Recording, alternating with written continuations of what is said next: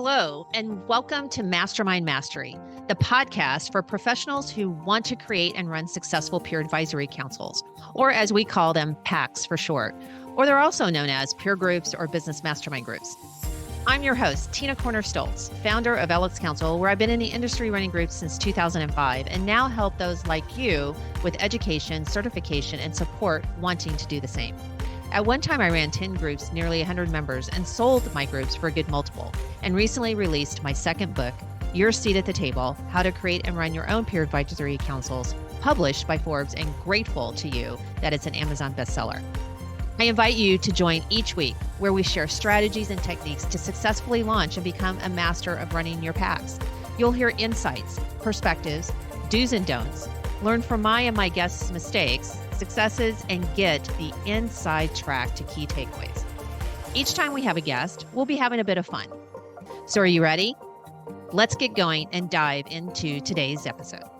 Hello, and welcome to Mastermind Mastery, the podcast for professionals who want to create and run success. Welcome, everyone, to another episode of Mastermind Mastery. I'm your host, Tina Corner-Stoltz.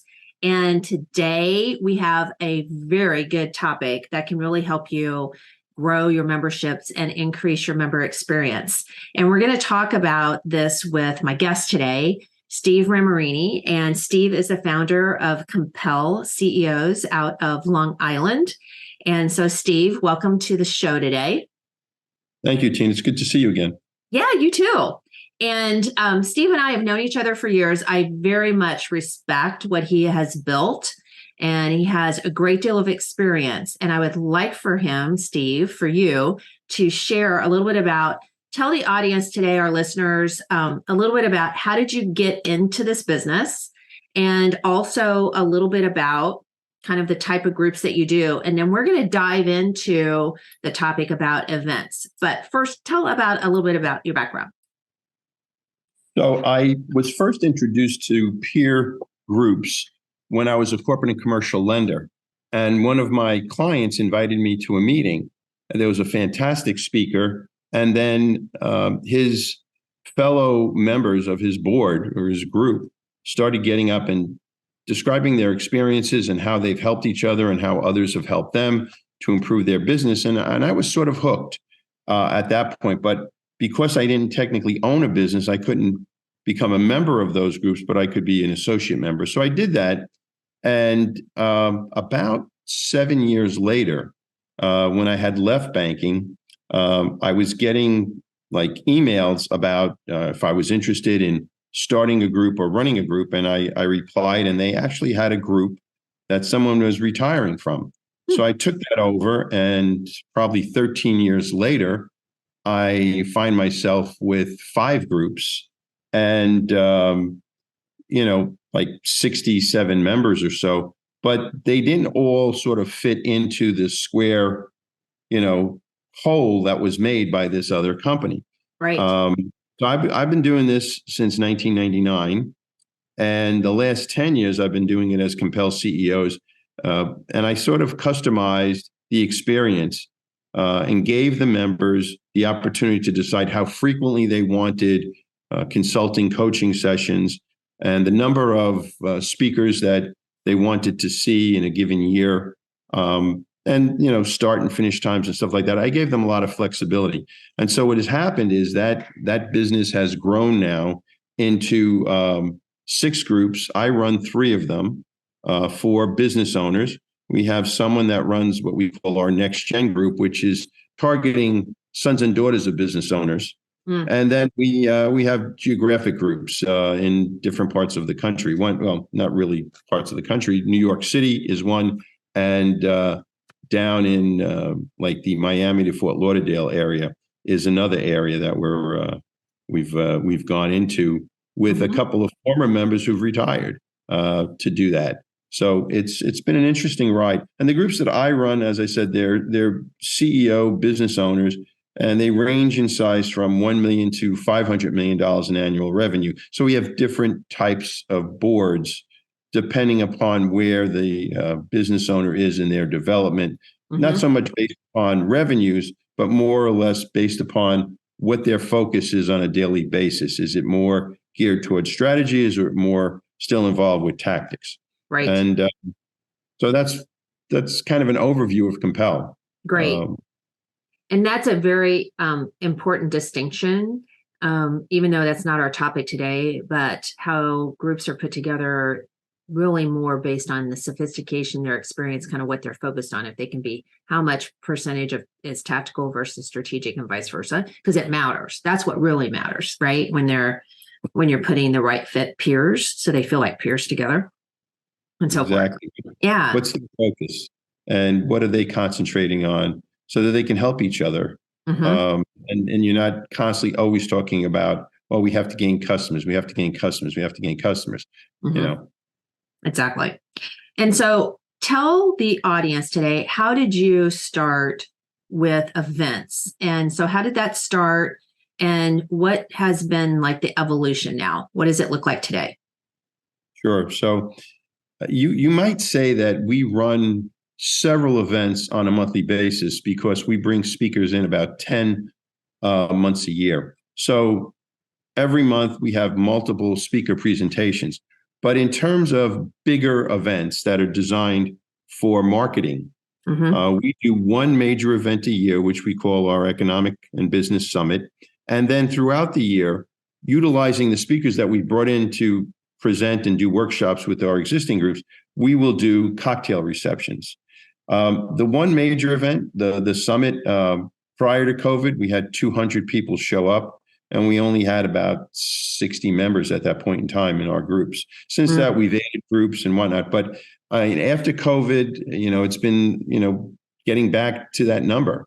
And what we found is a lot depends upon the speaker you bring in. And so every other year, we tend to bring in the same organization. More recently, it's been different speakers from that organization. It's a research house that specializes in trends and economics. And my groups have been seeing these presentations from this company since August of 2001.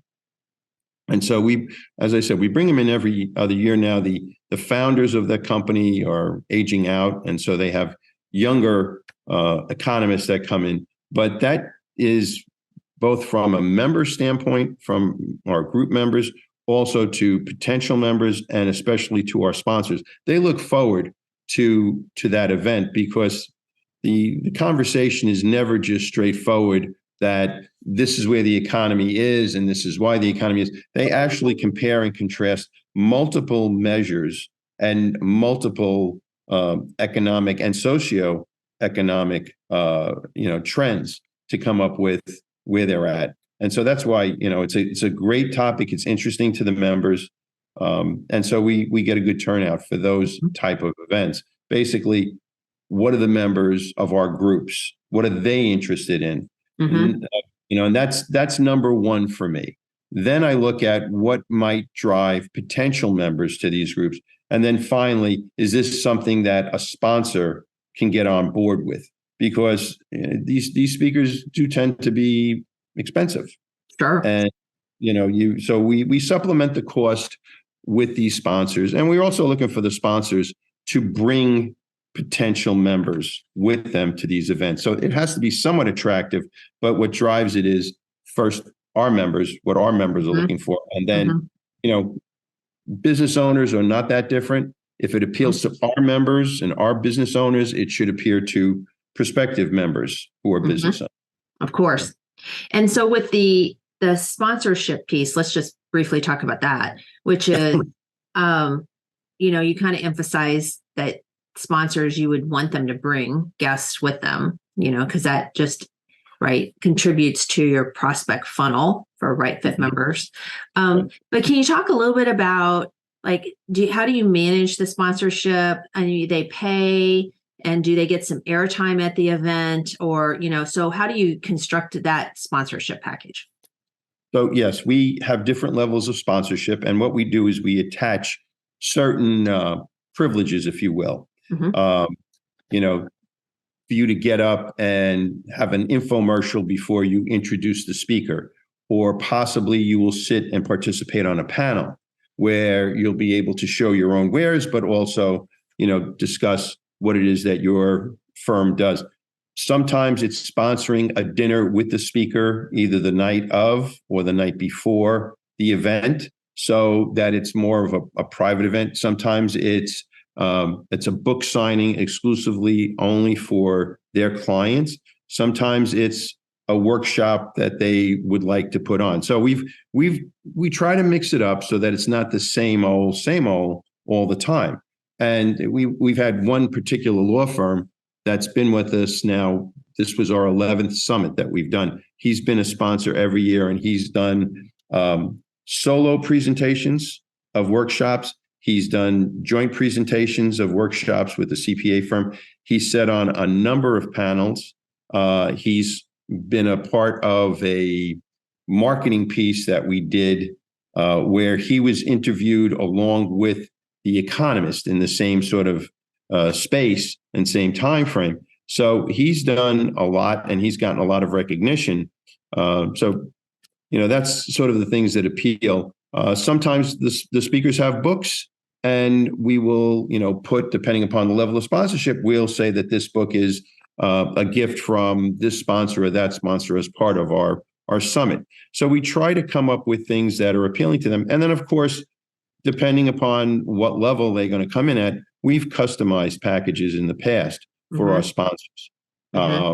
Whether it be, I want to come in and present to the group on a specific topic, whether it be a tax law change, or maybe it's trust and estate planning. It could be any number of things. But, we work with the sponsors to try and give them as much benefit out of it as possible. And also it encourages them to bring more guests. And we have to sometimes give them a lot of guidance as to the type of guests we would like them to bring. But in the end, we feel it's worth it. And everybody walks away feeling that they got something out of it. The true test is, will they come back and sponsor again? And yes. We've had pretty good success with that.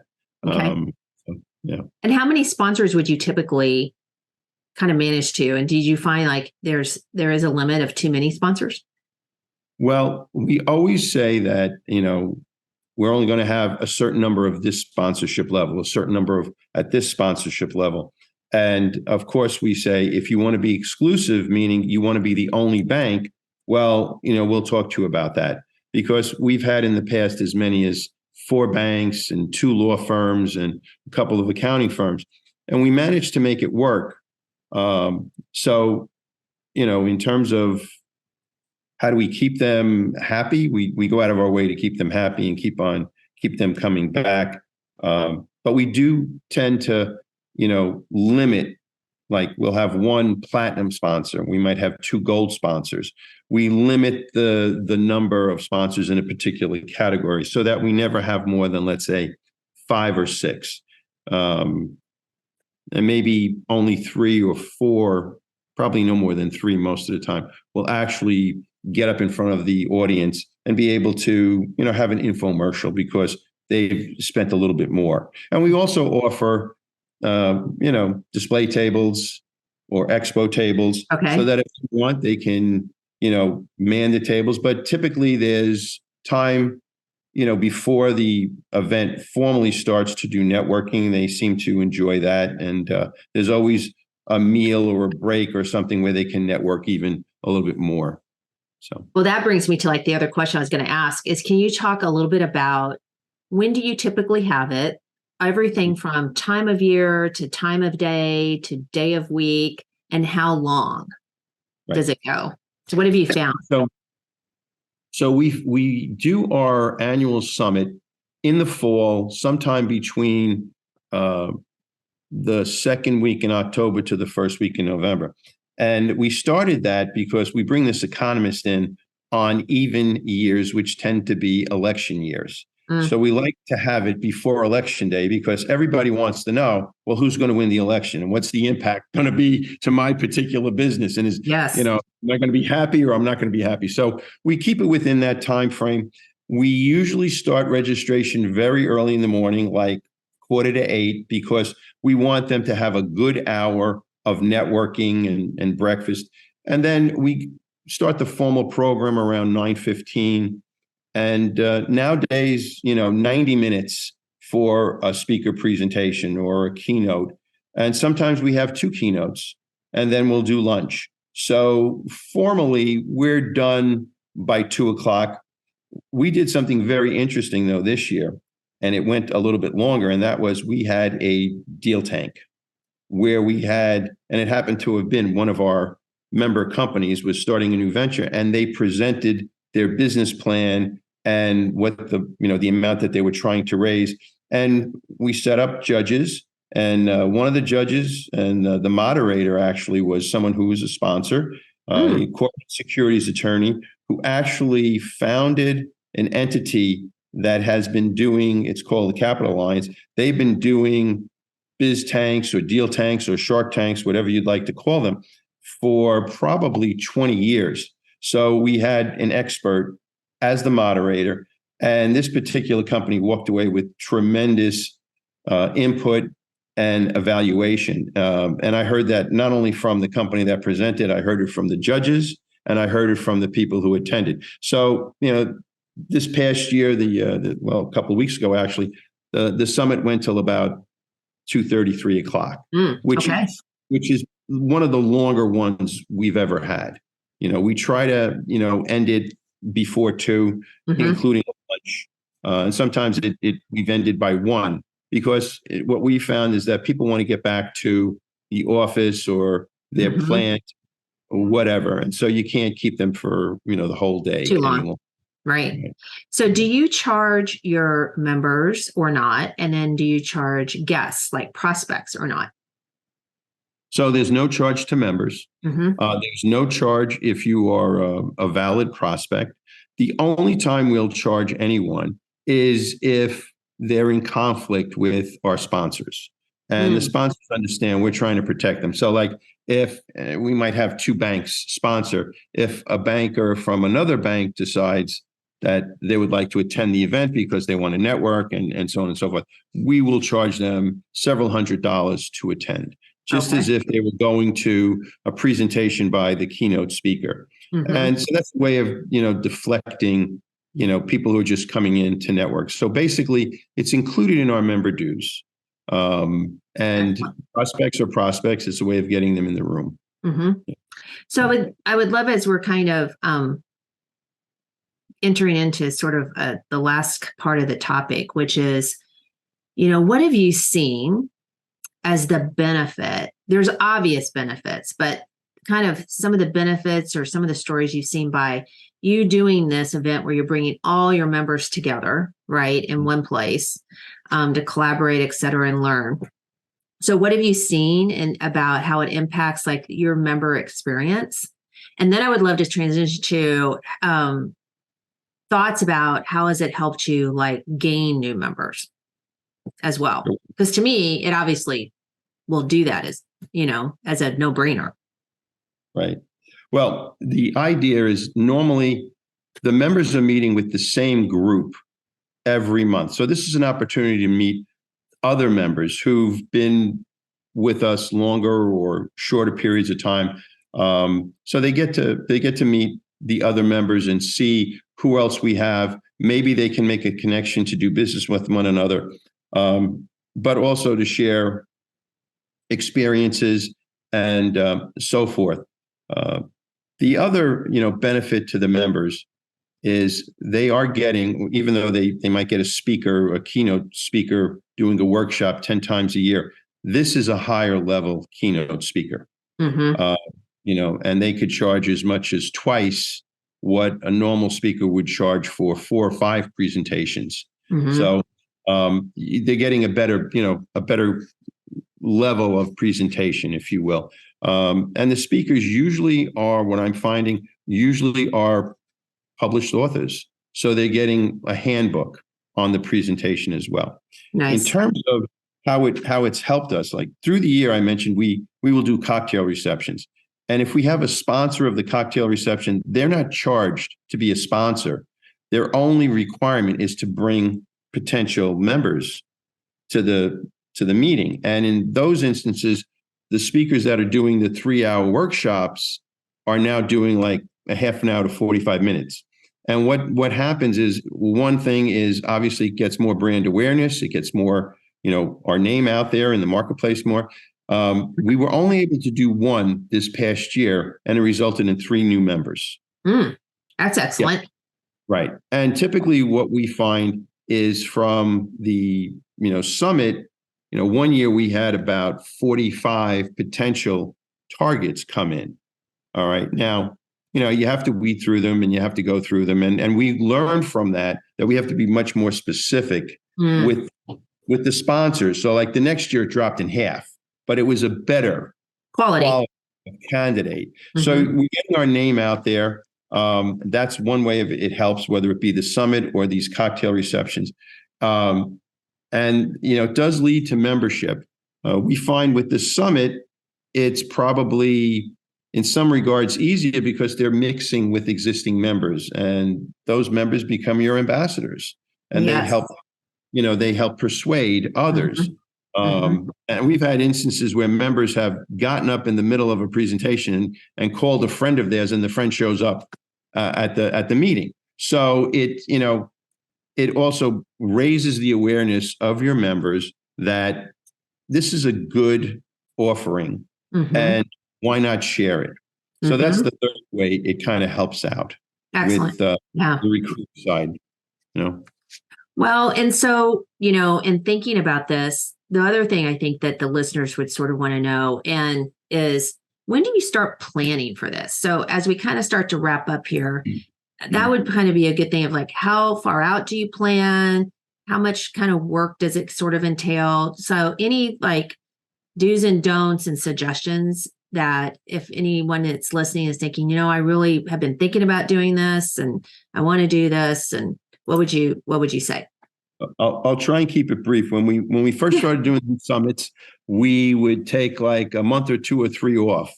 Now we start planning for the next summit the day of this summit, like at registration. Like, what could we do better? How can we make it smoother? What sort of technology do we employ next year? And the speaker, like we already lined up our speaker for next year, and we have candidates for the year after that, because these speakers, you have to get them on your calendar at least a year in advance. So that kind of drives it. And the other thing that's helped is I have 2 daughters and I have a son. Both of my daughters work with me in the business, one more so than the other, because the other is just doing this part-time. She has a full-time job. But my youngest daughter, Jamie, works with me all the time, and she screens the speakers and she helps put together the sponsorship packages, and she works with the sponsors. But we've learned that nowadays, after COVID, budgets are tighter. And so we have to get those sponsorship packages out probably within 3 months of the end of our existing summit. So like 9 months before the summit, we've got to start building up those sponsors. And a year at least, we've got to lock in the speakers. Finding a venue really hasn't been that much of an issue, because there's always a country club or some other catering facility that could accommodate us, a large ballroom at a hotel. But what is important is that you get to the sponsors before they're out of money and budget, and you lock in the speakers early, and the rest will follow. What we found is after someone's been a sponsor for a few years, they'll come to us with ideas as to what they would like to do as a sponsor. For the cocktail events, we have the speakers in anyway. It's just really a matter of how much we can handle. And so you need really dedicated support staff for this, because if you're going to do it all on your own, you're not going to be able to do as much. No, that's exactly right. And line up good quality vendors, whether it be the AV vendor or the location that you're going to have this at, because the more professional they are, the more professional you're going to look. Right. And I think just be genuine and don't try to oversell. Let the product, let the speaker, the event sell you. And that's what we've done for the most part. Yep. Because it should. So when you've taken that time to plan and you're professional about it and your members are there, it's automatically going to come together. People will want to be part of that community because they see how special it is, right? When everybody comes together. And, So, and the members, it's Mhm. amazing. The members get very juiced with that. Mhm. It's like they're part, now they are really part of Compel or Yes. whatever organization. Well, they think of it as now this is like my group. They take a personal, right, interest and ownership to it. And so Yes. the very last thing that I want to ask you is what advice, and this could be any advice in general, because you've run groups for so long, or it could be advice about you're thinking about doing this event, a large event. Would you give our listening audience? I think as far as events go, if you're just doing it for the first time, reach out to your constituency. And when I say constituency, I'm not just talking about, your current members, your current clients, but also, your contacts within the greater community and bounce it off of them. Because they've probably gone to many, many more of these and, can help you in terms of what they've seen work and what they've seen that has not worked. Be open to that suggestion. You don't have to take it all, but be open to those suggestions, because that's how we've been able to grow our events, is by listening to our greater constituency, and not trying to, work under the belief that we know it all and, we're the experts. So learn from others. And I think if you ask for their help, people are more than willing to help you out. And as you said, take ownership. Great advice. Don't try and do it on your own. And as well. And so we could have dived even deeper into a lot of the nuances of an event. I trust that this gives everybody that's listening today enough to get going.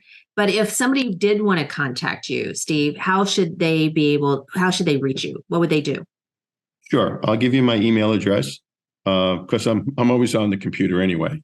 It doesn't matter what time, day or night. It's Steve R. So STEVER at Compel, COMPEL, CEOS.com. Excellent. I tried to make it as easy as possible. Right. And so again, thank you for sharing your time and your wisdom today about events. And, takeaways are just, first of all, the benefits to your members of gaining new members, of just additional value for your member experience, and a way to do it where, the burden expense-wise is not on you, and how you can get the system down, and even just the length and of your event, and once a year, et cetera, all of that, very helpful information. So again, today, to all of you out there, thanks for joining another episode of Mastermind Mastery. And we look forward to connecting with you next week. And until then, go make it happen. Hey, moderators of groups, thank you so much for listening to today's podcast. To get access to today's show notes and exclusive content and resources, visit tinacornerstoltz.com/podcast or lxcouncil.com, where you can also become part of an exclusive online community, attend our academy, or get free resources, templates, checklists, and more. And you can even contact me there as well. So if this episode resonated with you and you know someone who can also benefit from listening, please share with them by taking a screenshot and even posting on your social media. I also love reviews and appreciate hearing from each of you, those actually doing this wonderful work. Please tune in next week for another episode of Mastermind Mastery. And I'll close by sharing something my mentor did after every learning moment. He shared a shiny pebble from his pocket with anyone he passed knowledge to and asked them to forward that pebble knowledge on. So now, I encourage you to go pass on a pebble, the takeaways you learned today, to either your existing groups or fellow peers. Now, go make it a great one.